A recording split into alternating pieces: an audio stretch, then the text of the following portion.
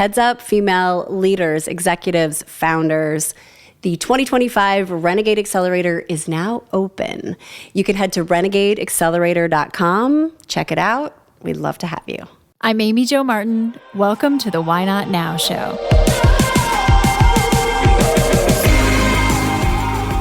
Today, we have Dr. Brooke Weinstein on the podcast. I'm so excited. She's a renegade. She is a neuroscience expert, and she happens to live on my street, so it was super handy.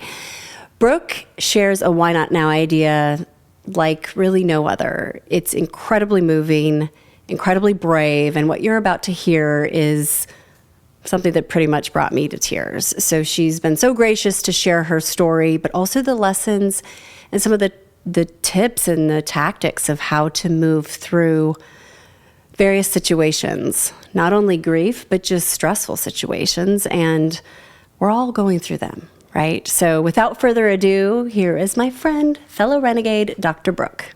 Brooke, welcome to the Why Not Now show. I'm so excited for you to be here. Thank you for having me. All the way from down the street. Yes, down the street. I usually, will get slightly dressed up if I'm doing an in-person podcast, but it was just my natural flow to be like, it's Amy Jo's house.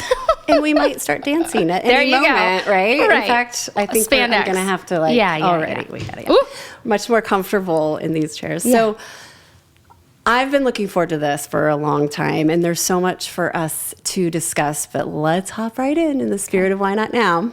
Can you tell me about a time when you had a big decision to make, a moment, and you had to ask yourself, why not now? Mm-hmm. We'll dissect that day, minute, hour, and reverse engineer and kind of play by play, figure out how you navigated the bridge from idea to action. So I've been thinking a lot about my why not now. And while I think I could go back and explain everything up into that moment, I think the more important piece is the actual moment. And that is when I had 2 children, a husband, and I felt like I was completely drowning in motherhood and honestly just in life. And I never thought I'd be at that place in my life. I was 1,000% at the bottom of the totem pole. I was not only taking care of my children, but I was taking care of my very depressed husband. And my children used to nap every day. And I was always taking that time for me. And usually it was laying down, scrolling my phone, basically silence, right? Jonathan would usually lay down too. And I finally decided that in order for me to not drown, I needed to do something about it for myself. And I got up and I decided from that point on that during my children's nap, I was going to move and start doing things for myself and take that time for me. And I started walking, and what started out as a 3-month summer challenge to myself of 1,500 steps for 3 months turned into 1,500. Mm-hmm, yeah. 1,500. Now I know. No, 15,000. Yeah, I was like, maybe 1,500 is like around the house, maybe like that. Yeah, 2 napping from nap. Like, I didn't want to override there, but thank you. I know you, and I think there's an extra zero. Yes. So 15,000 steps, and what once turned into a commitment to myself changed the trajectory of my entire life, and in multiple ways we will get into, I'm sure. But it was the catalyst for me to not put myself first in a sense of always being selfish. And, I use that word a lot, even with my clients, of like, be selfish. And I use that harsh word because I think that so many people steer away from that word, and it feels so ego, almost, that word selfish, right? But I think you need to be able to hear that word in order to like give yourself permission to even do a sliver of a thing. Like hear the harsh word to be like, oh, okay, well, maybe I'll just do this. So it allowed me to start drudging through the mud and climbing up the totem pole and not having to be at the top, but deciding that I matter enough to be in the mix. And it came with a lot of change in my life and a lot of shifts and a lot of success, a lot of trauma, a lot of... Yeah. Oh, it's been a wild ride to get to where I am today. Well, and I had goosebumps when you were talking about the moment and deciding to get up and walk, and tears, because, or at least watery eyes, because I know what happened after that. And, you know, we talk about why not now moments, and it may be why not now stop doing something little, it may be doing something big, but the gravity of a moment, if you decide, it really can change your entire life. And so I'd love for you to share what happened next, because it really, that was the spark. I think the real truth behind the gravity of the moment is completely different than what I just shared. And the gravity of the moment is, am I going to choose myself and my children, or am I going to choose my husband? Yep. And I knew it had to be one or the other, and it could only be one or the other, because choosing Jonathan was enough. Like, it was a full-time caretaking position. And it wasn't working, was it? And it wasn't working, and I had done it for over 10 years. And I know your life story, but this was not the first time you chose other people in your life, right? Oh, it was 1000%. always choosing to help where you went to college, where you lived, always everybody else, even from a young age. So I recently heard, I think it was Elizabeth Gilbert, say, no one is safe around me if I'm not taking care of myself. And I was like, that's a great way to explain the selfishness. Totally. It's really selfless. But okay, please share what happened after you got up from that non-nap and moved. So many things happened. I started taking care of myself. I started building a business for myself. I started telling myself that Jonathan was a big boy, and that in order for me to take care of my children and myself, he needed to learn how to take care of himself. And eventually, Jonathan and I separated, and I feared being the one to start that journey, because Jonathan was so depressed that I feared for his life. And I knew that if I was the one that decided this, that's why that moment is so monumental. Like, if I decided this, then it was as if I was choosing one life over another. It was deciding of whether he was going to sink or swim, or it was deciding if we did separate, or we're no longer together, then would he make it? And we did ultimately separate. And I mean, fast forward a year and some change, and Jonathan did take his own life.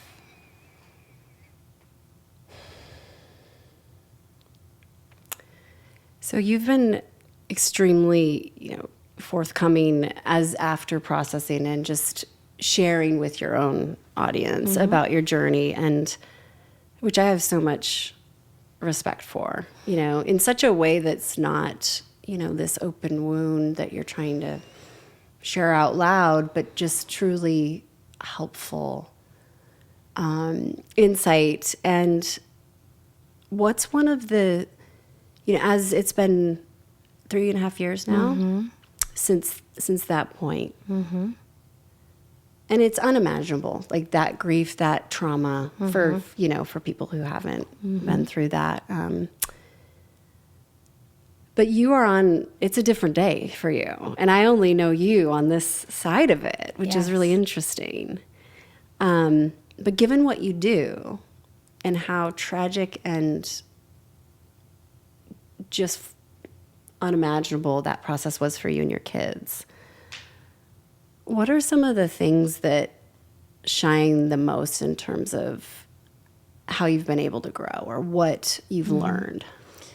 You know, I think that I was extremely blessed to be able to do what I do prior to moving through a trauma like this.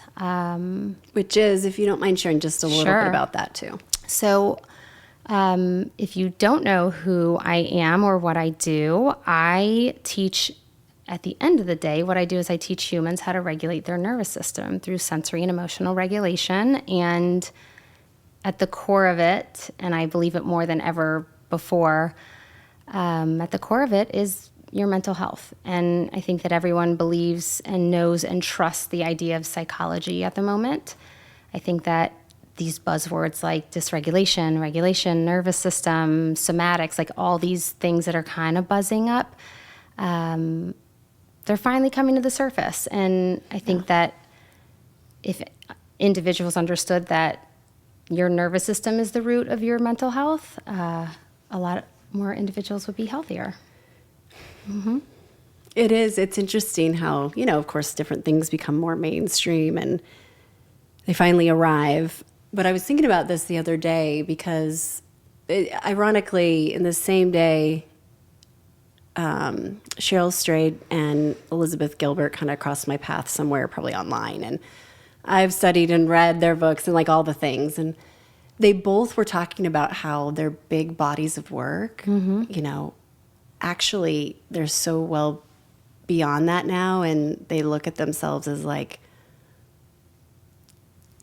it's not that they weren't an expert in their own story, but it's we tend to follow the romantic stories and the, whatever's happening next type thing.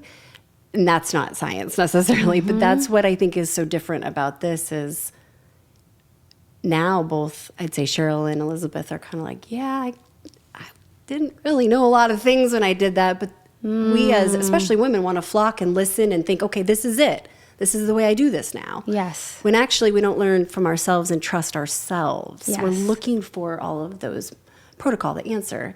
And so how do you connect trusting yourself with your nervous system and like, what are some of the things that you could share with us? I think I love what you just said because I did have a heck of an idea what I was doing when Jonathan passed.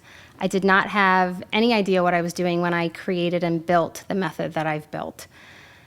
I started out as a doctor of occupational therapy in pediatrics, and I worked with kids for over a decade, and I knew that my treatment wasn't working, and I knew how to be an OT, and I knew how to be a mom, but I didn't know how to do both. And it's so different when you just bring a child in for an hour a week versus helping support a human brain 24/7, which is what we do with our clients. And so I was like patient X. Like I was number one.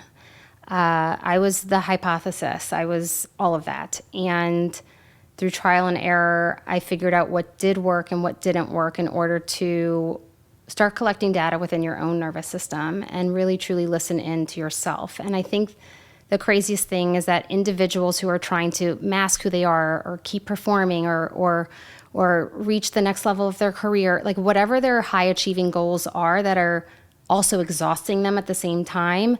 And sometimes it may not be the truth of who they are and they're pushing that person away and they're ignoring that person. Sensory and emotional regulation forces you in the most beautiful way to finally be the most authentic version of yourself because you're no longer ignoring the signs of your dashboard, in the car of like, hey, engine, like check engine, or like, hey, this is what's going on. And so I already knew that that was what was necessary, and I had to utilize those tools for the long road ahead of me when facing a trauma that I knew potentially could one day happen, but never truly thought it would. And I believe that everything happens in threes. You can regulate your nervous system in 3 minutes. You can regulate it in 3 days, 3 weeks, 3 months, 3 years, and it depends on what you're trying to regulate through. So I like to say 3 minutes is like I just snapped at my kids, right? Like I just need a moment, like, okay, I can get back on track here. And you really can in about 3 minutes. 3 days is maybe some bad news or really disappointing something or other, right? 3 weeks is that transition from winter break back to school or summer to back to fall school, right? It's 3 weeks to get back in the groove of the new schedule and lifestyle, like whatever it is. 3 months is like moving new schools or getting comfortable in a new home. 3 years, moving states, getting a divorce, and of course, going through trauma or losing a spouse or losing a parent or a grandparent or big things, big things like that. It really does truly take 3 years. And I knew that, and I was like, I'm gonna cheat this system. Like, I got this. Like, you just watch. Total renegade. Go faster. And I knew everything to do, and I did everything. But it still took me 3 years. And I'm proud of that journey of 3 years. And I'm proud that I got to, it's almost as if I got to witness it like a movie. Because I'm so in touch with my internal state, and I'm so in touch with my nervous system and how to support myself that I can easily look back and say, yep, year 1 was exactly what I thought it would be. Yep, year 2 was exactly what I thought it would be. Yep, year 3 was, I thought Stella was getting her groove back year 3. Like I was like, I'm in. But it's really, I had to go through the whole 3-year cycle, and I would say year 4 has been, 3 to 4 has been Stella's getting her groove back. Wow. It's like truly experiencing everything you knew and had learned. And like, it's talk about experiential application of, gosh, what you were schooled in. And Absolutely. it's, if we go back to what you had talked about after you got up from the nap, right? And starting to do your own thing more and building your company and, you know, what happened and how you had to be strong for your children. But there's a theme along your life, within your life timeline of you've done a lot of things alone. A right? lot, yes. Yeah. And so those moments when you are packing boxes or you are alone, you know, trying to grow your new business, knowing you are now the sole provider, and you're not regulated, right? Or you're just as low as it gets. What are some of the things that you did or you would advise people to do? Yeah, I think that's a really great question. I think so often we think, well, wow, they're so strong, or they're so brave, or they're so resilient, or wow, they did that, right? And if anyone in my position was sitting here, they'd say, what other choice did I have? Like, I had no other choice, right? So at the end of the day, you don't have another choice, and you get through it and you make it work. But the worst thing you could do through that is taking your feelings and taking your emotions, putting them in a jar and placing them on the shelf and saying, well, I have kids and they need me. Or, well, I have a business and I'm building that. And not only do I have a business and I'm building that, but I also need to keep the lights on. And, well, there's so many things that you could just be like, nope, I'm not going to feel that today. And I'm going to push that away. Get to it. Yeah. Like kicking the can. Yeah, like, It's nope, totally we're good. punting. Like, nope, we're fine. I did the opposite. I leaned in as hard as I could. And I was like, today I feel sad, or today I feel angry. I mean, like one time I screamed at the top of my lungs, like, I am so fucking angry. And my mom was actually there, and she was like, I I don't think you're well. And I was like, no, actually that felt really good. Like I'm good now. Like, I'm actually real well.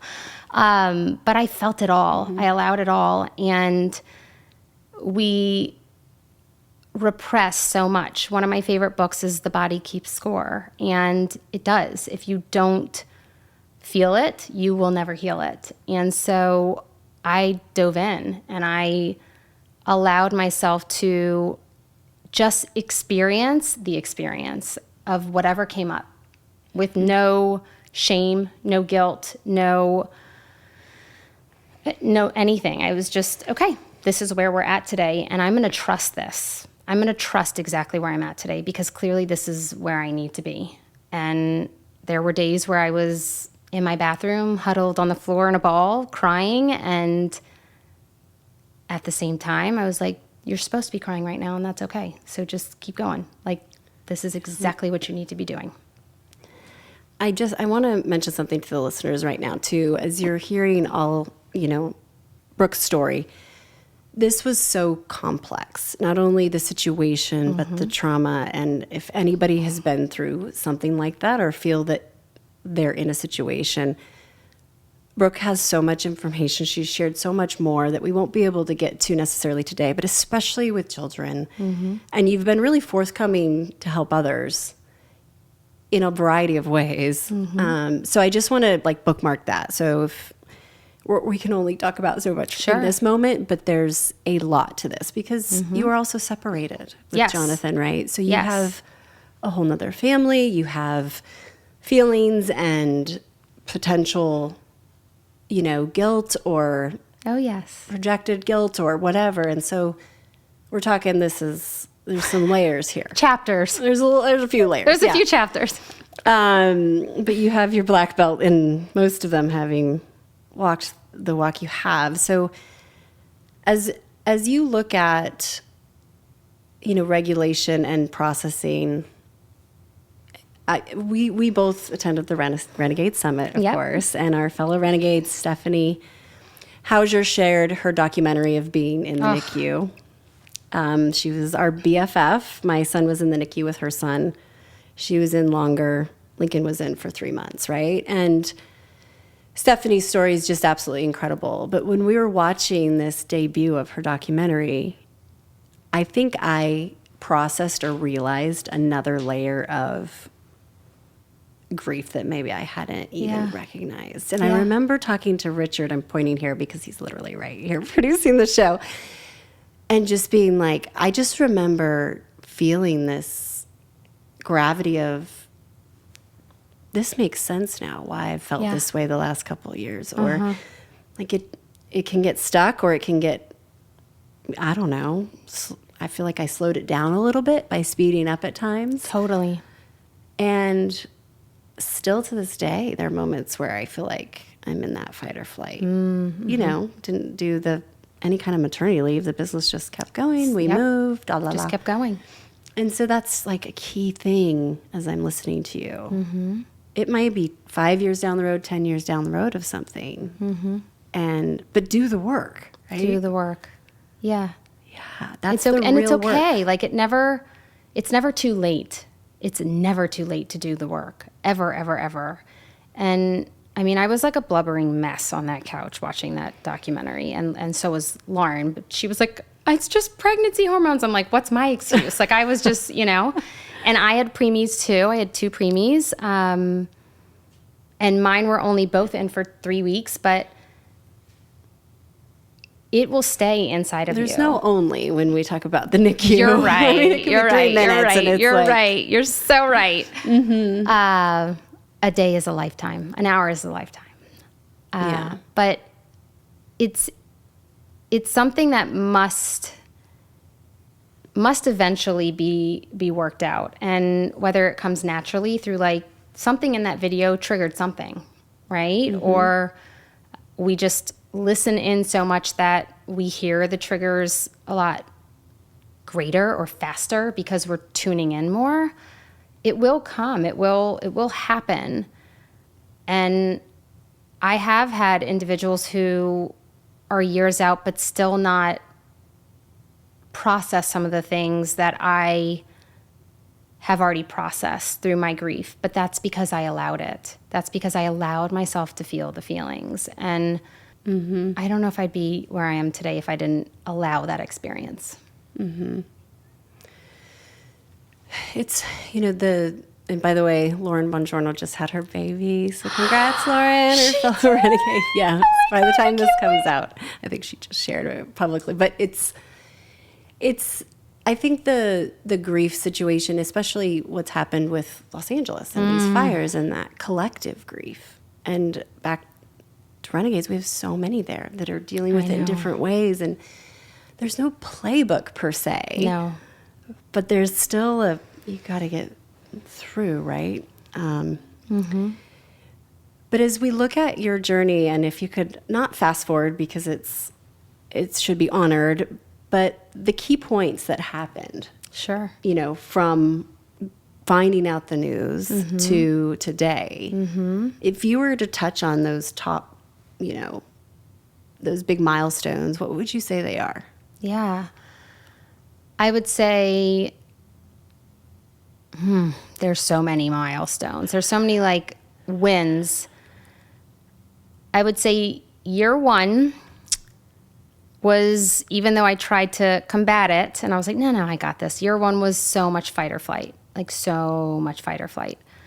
Year two, I think, is you're finally coming down off of fight or flight and the dust starts to settle in a very hard way because you're feeling all the things, or your body's bringing to the surface what it wasn't allowing you to feel or protecting you from feeling because you knew you couldn't go there yet.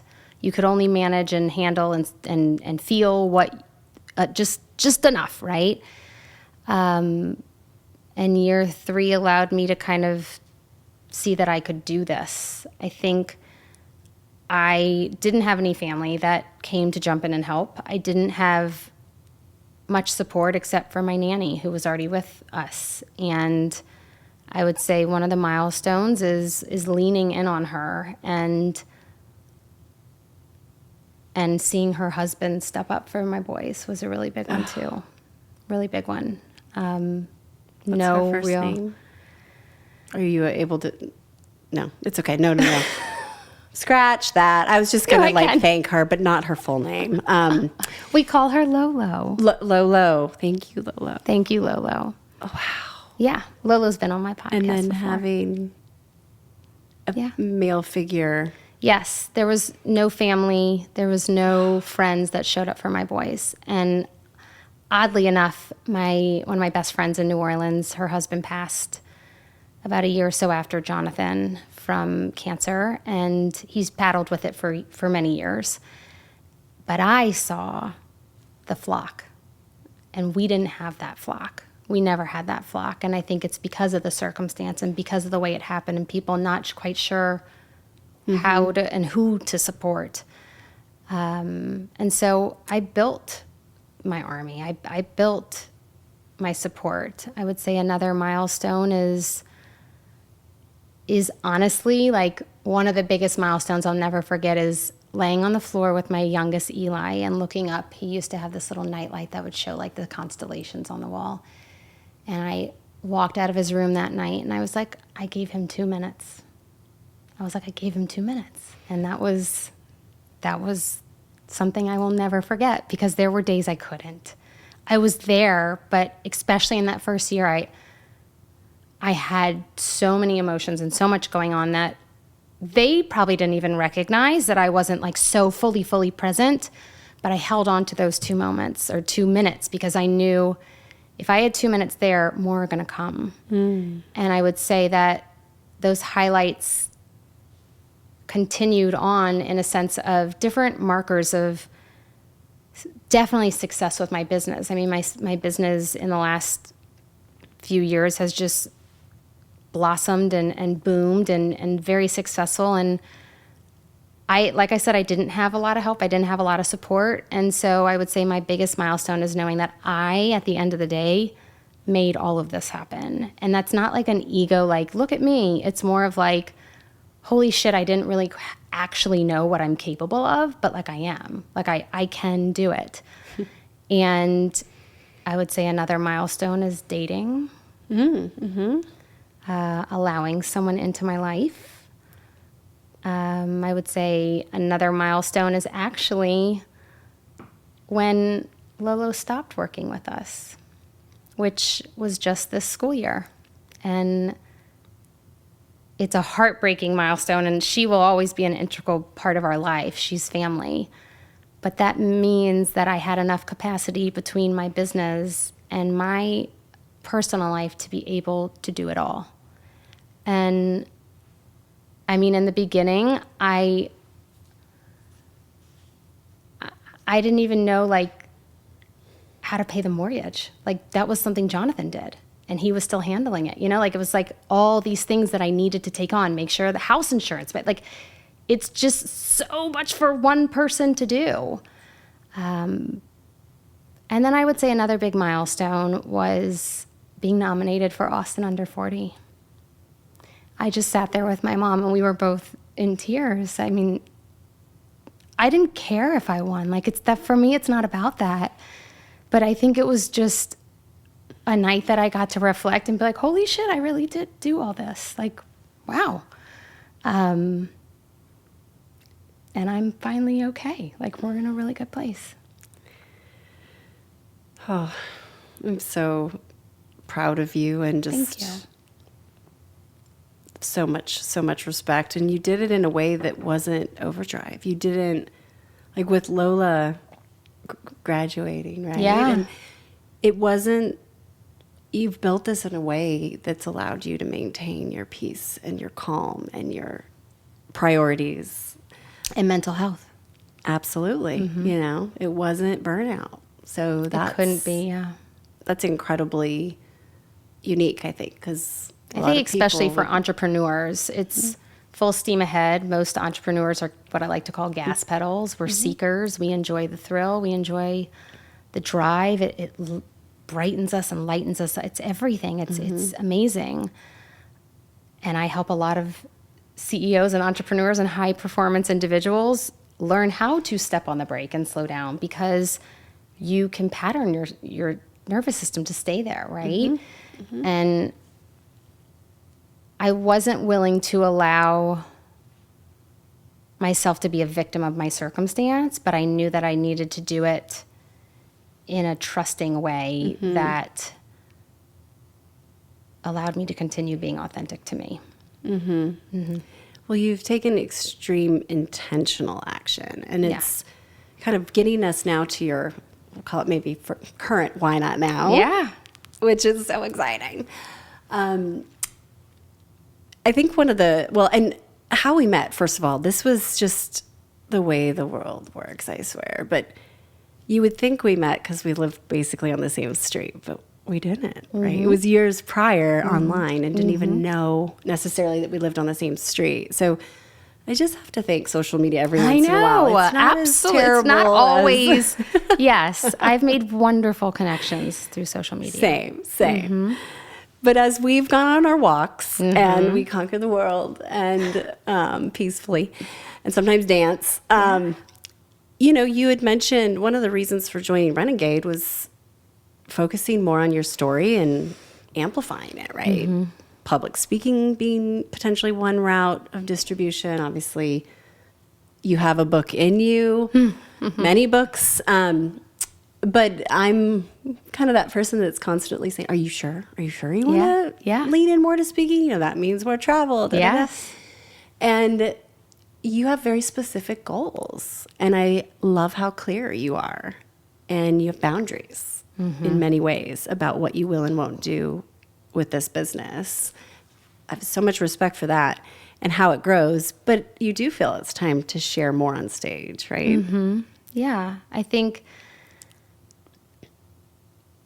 social media has been my main means of marketing, if you will, because prior to this, I had a brick and mortar for 6 years, and I had a business partner, and that clinic, I'm so proud of it, and it's still going, and sold that to her when I moved here. So I've done brick and mortar, but I knew after processing the next step would be, I bet I could reach more people in a shorter amount of time if it was through the internet. And so I really utilized that. And I would say that I've conquered it. I would say that I'm good. Like I set out to be heard, and I've been heard. Okay, if you're not following Brooke on, let's just start with Instagram. You need to be. You will learn about emotional regulation, and you might see her dancing in the same reel, but almost 1 million followers? Yes. And it's extremely valuable content. So you've done an amazing job your way. Yeah. I mean, I've had a reach of over 80 million over all my channels, and never in my wildest dreams did I think that would happen, but I also felt deep down that it was something that I knew I could conquer and I knew I could do, and I did that. And I would say that we all feel the most comfortable in our own home, right? Like I always say, the person you are in your home and the walls of your four home, right? 4 walls of your home. That's who you truly are, right? But I am talking to hundreds of thousands of people a day for whoever sees my content, right? But that's different than standing on a stage having 500 faces and eyeballs on you and you delivering the same thing. Mm-hmm. And it just feels like the next right step for me is a live audience rather than a virtual audience. Mm-hmm. And I, like you said, was very intentional, and I knew that I needed to wait till my kids and the business was in a certain place to where I could step away from the business to go travel and do the thing.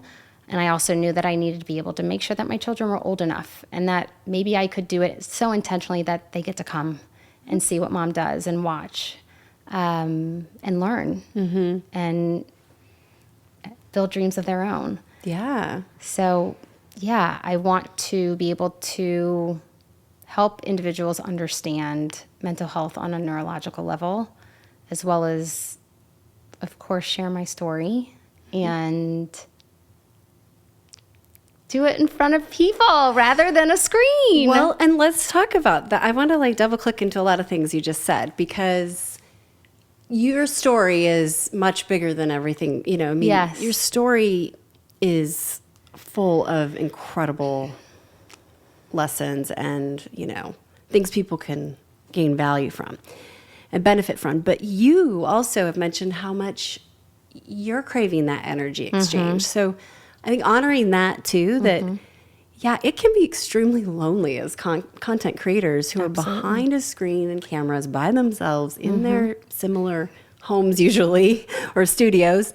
And so that you deserve that feeling. I want the energy back. You do. And it is a very live, different ball game, but you've trained in a lot of ways that you'll just be incredible because you know your content inside and out. You know how to deliver it. You know how to connect. So I'm so excited for this. Thank you. Yeah, absolutely. Yeah. And it's, we talk a lot about live audiences, and I'm a marketer, so I'm going to kind of usually lean that way. But when you look at a loyalty ladder, right, of a customer, fan, client, whatever, it's the ultimate because you're there in person. Yeah. And you get to feel it and connect and talk about it, and you'll never forget it when someone moves you and motivates you and sees you.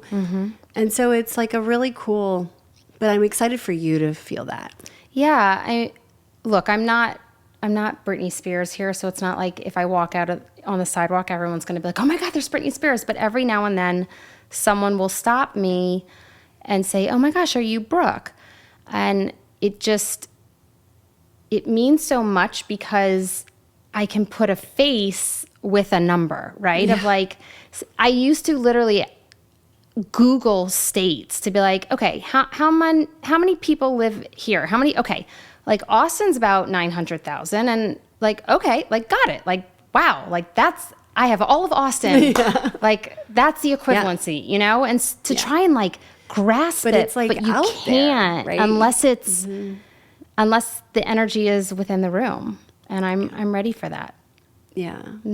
Amazing. Well, I'm excited as we're building out what that looks like. And going through that journey is always fun. It feels like a snow globe that you're shaking up at first. There's so much. It's like, how do you get it down to this in the most potent, valuable distribution and way of saying something? And it's like such a fun, creative task. But at the end of the day, it's story, right? Yeah. So kind of coming back, I just realized too, it wasn't Cheryl Strayed. It's Glennon Doyle and Elizabeth Gilbert, and looking at their big books, Yes, right? Untamed yes. and Eat, Love, Pray. Yes. Those are the two I was referring to. Yes. Of Glennon Doyle's a big we one. can't outsource, and now she's like had this, new transformation too, and Yeah. we have to remember that nobody has all those answers. Yeah. We can learn through their story. Yes. And yes, certain people have science to back it. Like trusting that you're on your own journey and not outsourcing yourself to someone else's, I think is something that even I've done. It's like, where's my eat, pray, love? No, you really have to listen Yeah. and regulate yourself. Yeah, and I think some people ask, well, how are you going to teach me this? Or what is this going to look like? Or how do I do this for myself? And it looks differently for everyone, but going all the way back to that moment of me getting out of bed and starting to walk, and I said, truly, that moment meant choosing me over another human. And that can seem so selfish and so wild that you are choosing knowing that potentially someone else could no longer be here. And that is why once I started doing that work, that was literally the catalyst for me to find, and it built my method. Like that was the catalyst. And I couldn't be wrong. I like there was too much for me to lose, right? If I was wrong and I just did it and then Jonathan ended up taking his own life, well then I did it for nothing, right? So I was determined to figure out what's the secret sauce? Like what is the thing and how can it work? Because I couldn't do it other than knowing that it would work and that it would be worth it. And the stakes were just too high. Too high. Way too high. And you have the experience helping others, right? There's very different things there, I think, in terms of kind of falling into someone's maybe journey through a book versus, some more critical practitioner backed with expertise. So I'd love to just take you through a quick Renegade red hot seat journey. Okay. Are you ready? Yes. You are in a red hot seat. I am. Pirates or ninjas? Who's tougher? Why? Oh. Pirates or ninjas? Brooke. Pirates. Oh, okay. I'm team pirate too. You're team pirate? Yeah. Why? 'Cause I lived on a boat. I want to know. Oh, because you lived on a boat. That's why. I mean, Got it. I feel like I'd be cheating on them if I. Okay, so my true answer is pirates because when I think of ninjas, I think of Ninja Turtles, and I don't really know. And you're just not into Yeah, wanting to be. I don't a know ninja about that. turtle. So Yeah, that's okay. that's All the right. truth. Yeah. Start it. Okay. When I say the word renegade, who comes to mind? You. Well, that was not a loaded. That was not a loaded question. I promise, everyone. Who else comes to mind? You come to mind for me. That's so funny. I would say Stephanie, Lauren. I mean, there's just so many. And there's been so many who have been on this journey prior to me, right, as well, that I may not know that well, that I'm like, oh, you go, girl. Like, there's just so many. Yes. Oh, well, we are a merry band of renegades. Yes. But as you go to bed at night, is there anything that consistently keeps you up?